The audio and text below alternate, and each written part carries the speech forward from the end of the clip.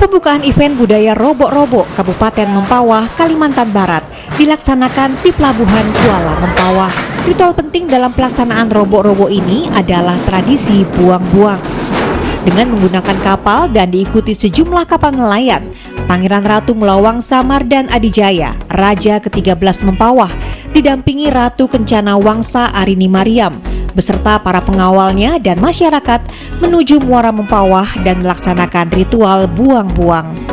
Tradisi Robo-Robo yang digelar setiap hari Rabu terakhir bulan Safar Hijriah ini diyakini oleh masyarakat sebagai doa bersama menolak bala dan bencana, sekaligus napak tilas sejarah kedatangan Opu Daeng Manambon ke Mempawah sebagai cikal bakal terbentuknya Kabupaten Mempawah.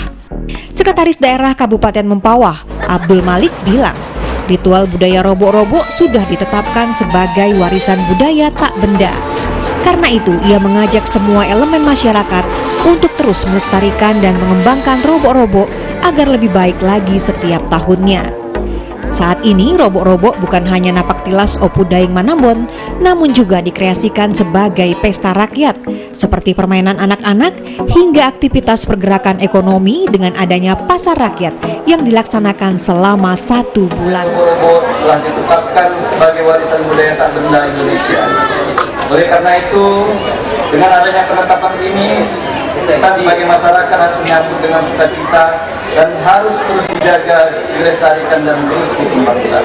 Tradisi Robo-Robo Mempawah merupakan aset budaya dan menjadi salah satu warisan budaya tak benda Indonesia yang ditetapkan pada tanggal 27 Oktober 2016 oleh Menteri Pendidikan dan Kebudayaan Republik Indonesia. Dan sejak saat itu masuk dalam kalender wisata nasional dan menjadi agenda wisata budaya setiap tahunnya. Doris Pardede, Kompas TV, Mempawah, Kalimantan Barat.